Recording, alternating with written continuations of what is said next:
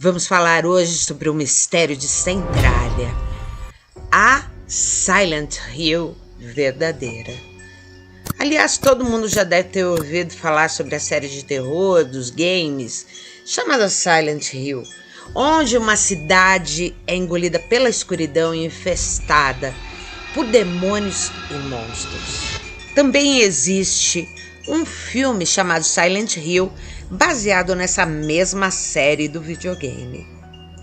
Mas a verdadeira cidade de Centralia, que situa-se no distrito de Colômbia, na Pensilvânia, e em 1841, foi fundada uma pequena cidade por um homem chamado Jonathan Faust, que mais tarde abriu uma pequena estalagem no local onde a cidade foi fundada.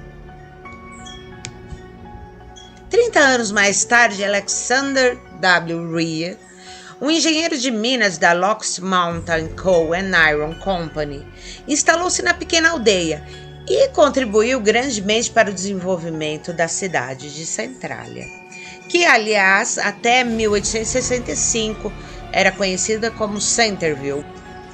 A principal fonte de rendimento da cidade era a extração de carvão mineral, que trouxe muita prosperidade nos primeiros anos. E, apesar de Centralia ser relativamente pequena, estava longe de ser pacífica.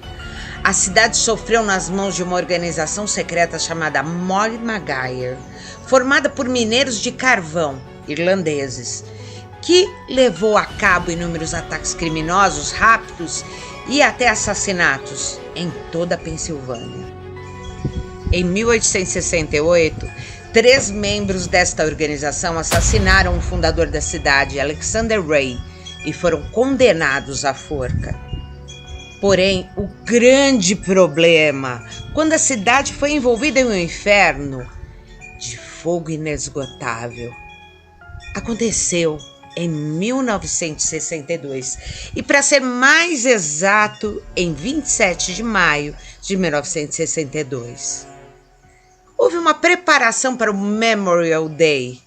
A cidade então contratou 5 bombeiros voluntários para limpar o aterro perto do cemitério Oddfellows.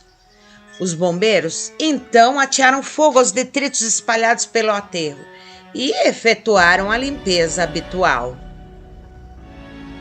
No entanto, o fogo não foi devidamente extinto e as chamas se espalharam pelo subsolo através de uma fenda no solo, atingindo as famosas minas de carvão de Centralia. O fogo começou a queimar o carvão e espalhou-se pelo subsolo a uma velocidade incrível, criando um incêndio que nunca poderia ser extinto. Os bombeiros até tentaram impedir a propagação do fogo, construindo uma barreira subterrânea com argila retentora de calor. Mas tudo foi em vão.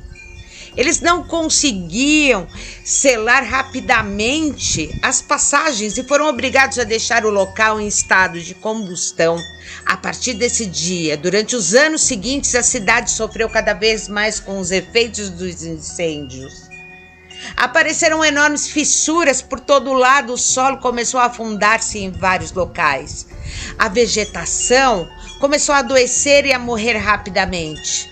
Casas e edifícios desmoronaram devido aos incêndios. As temperaturas subterrâneas subiram para níveis considerados completamente perigosos.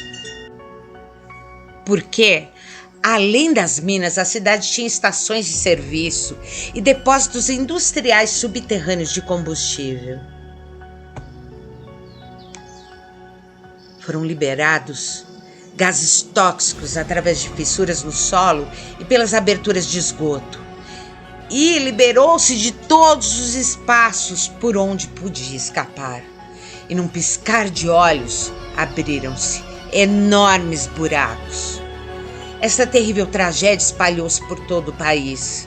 Foram registrados numerosos casos de doença, uma vez que os gases tóxicos, incluindo o monóxido de carbono e o dióxido de carbono, cobriram a cidade e reduziram os níveis de oxigênio na atmosfera.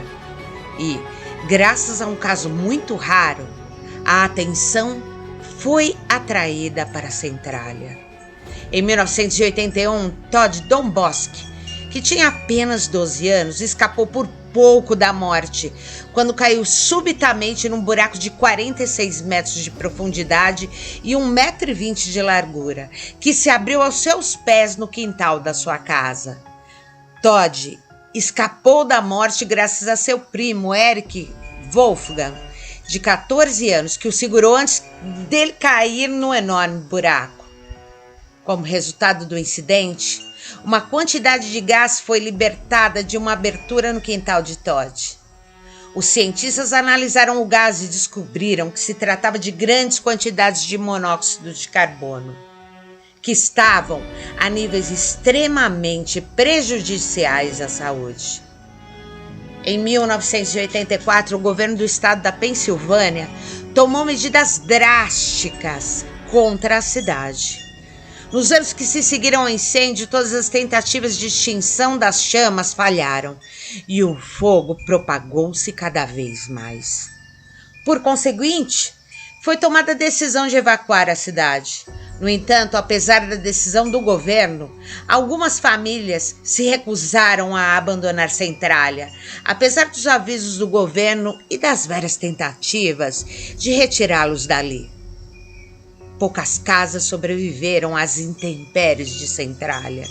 A maioria foi demolida pelas autoridades, enquanto outras desmoronaram sozinhas. Bom, a cidade tem um total de 4 cemitérios em excelente estado, incluindo lápides novas. Ocasionalmente, os gases tóxicos provenientes de grandes incêndios subterrâneos escapam por entre as brechas e imperfeições do solo e entram nas sepulturas. Tenso, não é? O incêndio que consumiu Centralia está longe de ser extinto. Estima-se que serão necessários pelo menos 250 anos para que os incêndios nos túneis subterrâneos se extingam. Há quem diga que em Centralia vivem coisas de outro mundo e muita gente tem medo de falar sobre isso. Muitas pessoas visitam as ruínas todos os anos e algumas dizem que, além de estarem abandonadas, ali em Centralia nada mudou. Muitas pessoas documentaram a cidade em fotografias e vídeos que provam a destruição que atingiu a cidade. E os gases tóxicos que saem do chão? Bom, isso tudo existe de fato.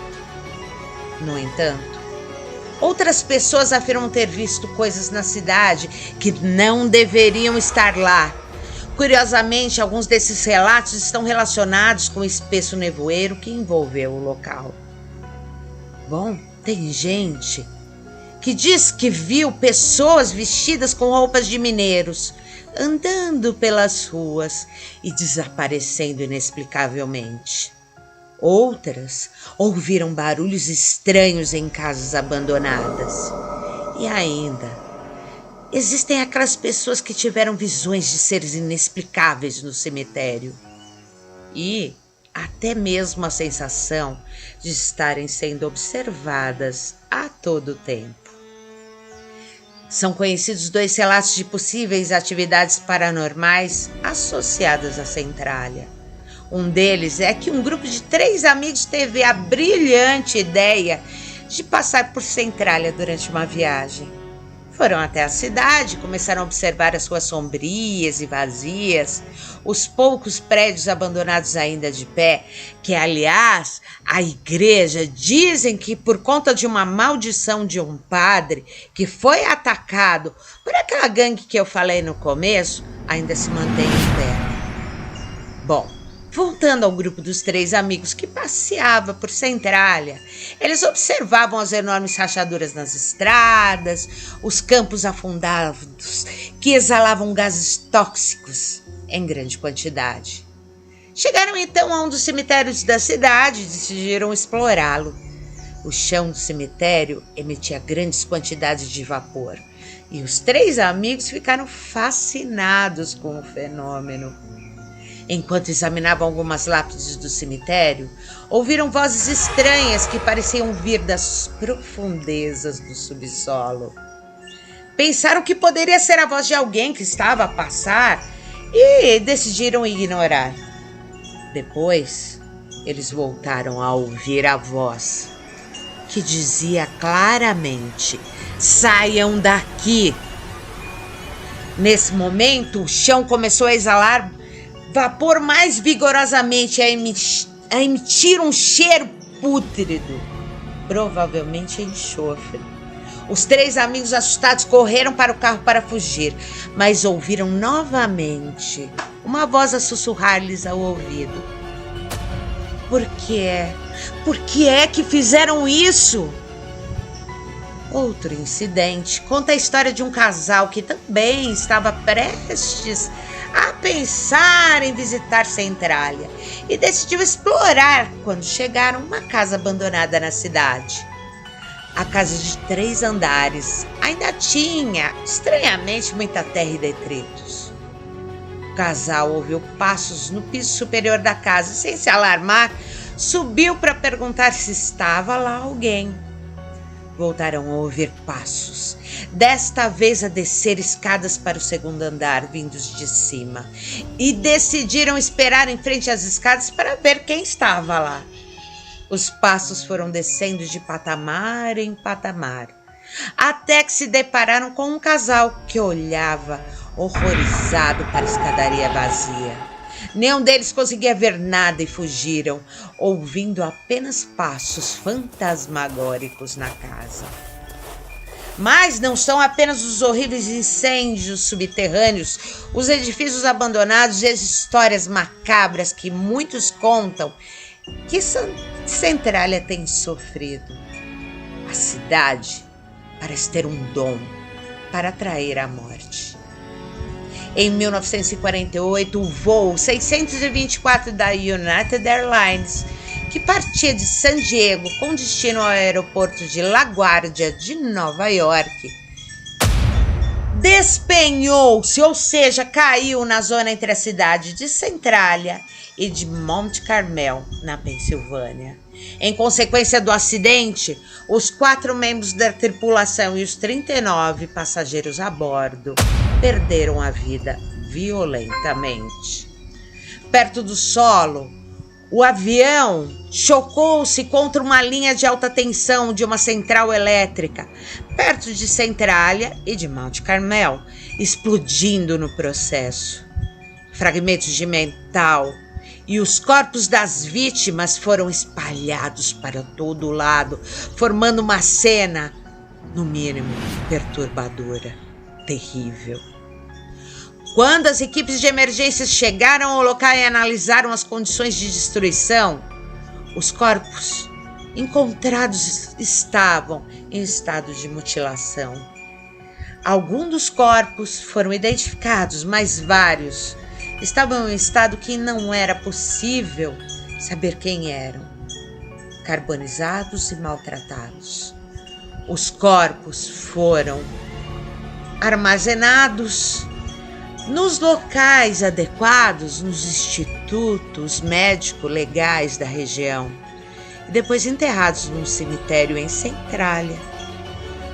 Por cima das campas dessas vítimas existe apenas uma lápide com a inscrição "Não identificado, 17 de junho, 1948.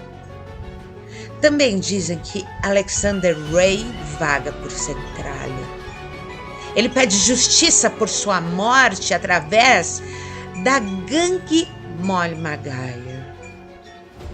Dizem que ele caminha por lá e até aborda as pessoas que decidem ter a terrível ideia de passear pelas ruas enevoadas de Centralia.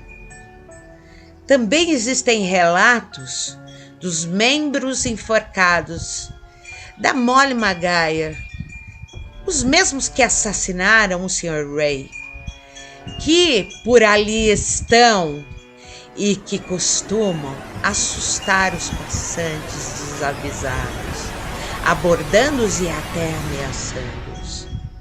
E você, o que acha dessa história de Centralia? Deixe sua opinião nos comentários e Nós voltamos.